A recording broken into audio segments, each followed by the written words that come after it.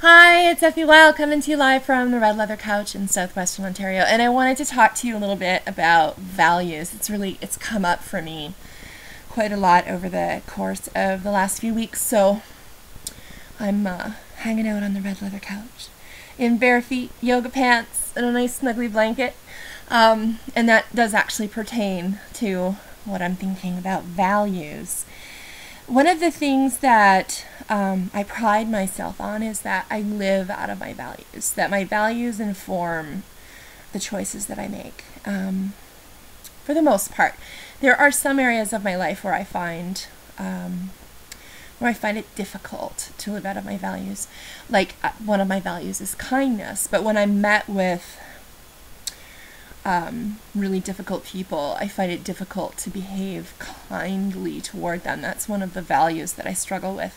But there are other values that I've embraced that I have no difficulty living out of. And I want to talk a little bit about how I discovered my values. As many of you know, I'm a big journaler. I love to journal. I love to write about what's going on in my life. And over the years, when you keep a journal, your values become clear because the things that you most write about, if you keep a journal, are the things that you most value. So it's going to be a bit rambly. Values sound like a big major word, like virtues, like vices, like integrity, like belief. But it's really a lot simpler than that. And when you can break down in your own mind what your values are, then you can more easily live out of them. Values are really what you value. Really, that's what it boils down to. Your values are what you value in your life. And that's going to differ from person to person. And in looking over the patterns in my journaling over the years, the values that came clear to me, especially after some work I did in an e-course called Mondo Beyond, which is fabulous. The values that became very clear for me were comfort over appearance, authenticity, honesty, spirituality and mysticism, and nurturance. Those were the values that really came up over and over and over and over again as the ways that I want to operate in the world and the ways that I want to express myself. And living out of those values became a lot easier once I could identify them. And then I took it a step further and I took the ideas and I created kind of like a personal tagline, which is, as many of you know, pajama clad, mystic den mama. Pajama clad for comfort over appearance. Mystic for my spiritual interests and my investment in spiritual practice and building a connection with the divine. Den kind of touches the place where I'm part wolf and part bear. So I've got a lot of the bear qualities in me and a lot of the wolf qualities in me. If you do shamanism or you work at all with totems, den applies to both. Bears and wolves both have dens. And mama, which is very much operating out of the feminine, the nurturing, the compassionate, the unconditional love. So those are my values, and that's the tagline that I came up to kind of describe my values. And I've been hit in that place really hard over the month of October, which is why I haven't been here with you guys. I've had a lot of questions come up about whether or not I live my values. And I've been doing a lot of really deep introspective work around that, around the question, am I in my integrity? Am I living my values? And the conclusion that I've come to is, with the exception of the mama part, I do live in my values. But the mama part I find really, really difficult. It's a struggle for me. It's a struggle for me to give of myself when I feel that the person demanding of me feels entitled. If there's a speck of entitlement in a person's interactions with me, I tend to feel very withholding. And I'm not convinced that that's unhealthy. I'm actually starting to kind of wrap my head around the fact that that may be really self-protective. And that in that way, I'm living the value of the mama part of my values in extending self-love and good boundaries to myself. So sometimes being mama means refusing to give any more out there and pulling the tendrils in and giving more in here. So in that sense, it's clear to me that I'm definitely living out of my values. And I find it really interesting to see how people respond to a person who is living out of their values. A lot of people are able to do it in a way that makes them universally liked, and I kind of envy those people. And other people become very polarizing personalities as a result. And I think what I've noticed, because I follow a lot of people who are pretty much universally liked, who also live out of their values. And what I've noticed is that they have a gentleness about them that I have not mastered in this lifetime yet. They are able to set their boundaries in a way that is very unoffensive. And I haven't learned how to do that yet. But I still like myself despite that failing. And I think that that irritates people. I think that people would prefer it if someone who is struggling with their own issues were self-effacing.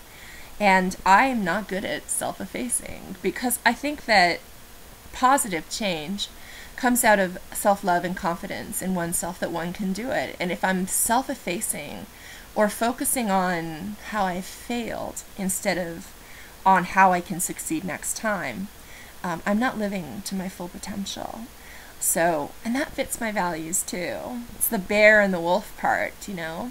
Yes, sometimes I go feral, but that's a part of the process. That's a part of my evolution. And I embrace that. And the fact that there are people out there who have difficulty with me and my process is, you know, not really as much of a challenge for me as I think they wish it were, because it's my process and I choose who I want close to me in my life, and I don't have a problem with people opting to walk away. It's not a big deal to me. Maybe that makes me a sociopath. I'm undecided on that, but I do know that those people who have earned my trust and my affection and my attention get it, and they get it and get it and get it, and I'm like fiercely protective and fiercely loyal. And those who have behaved in ways that lead me to feeling like I don't want those people in my life, in my periphery, once they're gone, they're pretty much, I don't rent space to them in my head anymore. And that is, again, a part of my values. You know, the wolf trusts her instincts. She can sniff it in the air, and if she smells something off, she responds to that. And some of the worst trouble I've gotten into in my life has been as a result of instinctively feeling like this is not where I want to be or who I want to be with, and then ignoring that instinct. So yeah, I would like to be a gentler, kinder person. I think that it would serve me well in terms of preventing the drama llama from traipsing through my life. But as my husband so eloquently puts it, I have jihad. You know, I'm passionate and I have a lot of fierce energy around the things that are important to me. And if I had to give up jihad to have sweetness and light, I think I would opt for jihad. I think I'd say no to the sweetness and light. So values. So figuring out your values is really simple. You sit down with a sheet of paper and you write down the things you value. What do you value? If you value, for example, spirituality, then living out of that value means that you make time for that in your life. If you value beauty, then living out of that means that you work to see beauty in your own life and create beauty in your own life. If you value, as I do, comfort, then you will adjust your life so that you're not having to walk around in 4-inch high heels, unless it's a special occasion, in which case I enjoy 4-inch high heels. But for the most part, if I had to get up every day and cinch myself into something uncomfortable, I'd be very unhappy and I'd be living outside of my values. Nurturance, you know, if your values are nurturance, then you have to adjust your life so that you are serving in some way that is nurturing to others.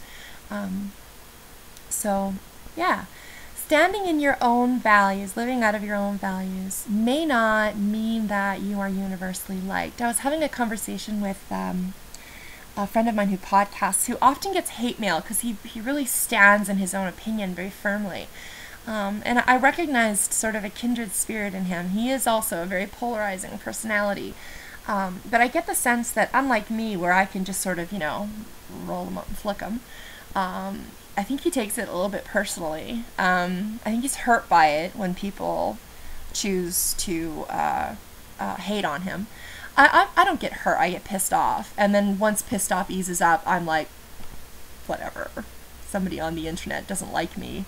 And I'm wondering if there's a way for me to kind of impart an understanding that, being universally liked for some people means that they're catering to everybody and they're not living out of their values.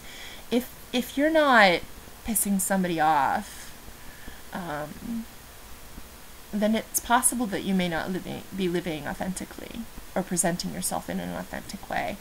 I find it, surprising how much love mail I get, because I know I can be very forceful in my opinions, and I'm very to the point, shoot from the hip, as it were, with very passionate attachment to my own opinions, to my own sense of conviction. I'm a very convicted person. So the fact that some people dislike me doesn't really come as any surprise. And I wish that I could package that and sell it to people that have a problem with not being liked by people, especially when you consider how many people actually do like you and appreciate you and love what you're doing, in comparison with the few sort of, dissenting voices. You really don't have anything to worry about, and yet people do. People do. Even I do for a period of time. I have a cutoff point there. I give 48 hours to feeling badly about something like that, and then I move on. So yeah, values. Being universally liked. Being a polarizing personality. That's on my mind lately. I'm sorry it's been so long since I've been here with a video. I have been feeling very personally challenged to work some stuff out in my head. Last night was full moon, and I felt like things really came full circle for me, and I'm in a really good place, both emotionally and physically, and feeling really clear, like super, super clear about what my mission is and where my attention needs to go, and that's on living out of my values, and it's not on people that don't like me on the internet. So yeah, that's it. This is me from the very red room. It's a very red video. You see the apple on my table? It's an offering. That's my meditation table over there. I like cutting them in half and looking at the star inside. I don't know if you've ever done that, but it's really pretty when you do that. I'm rambling now. I'm gonna go. Mwah! I'll be back sooner next time, I promise.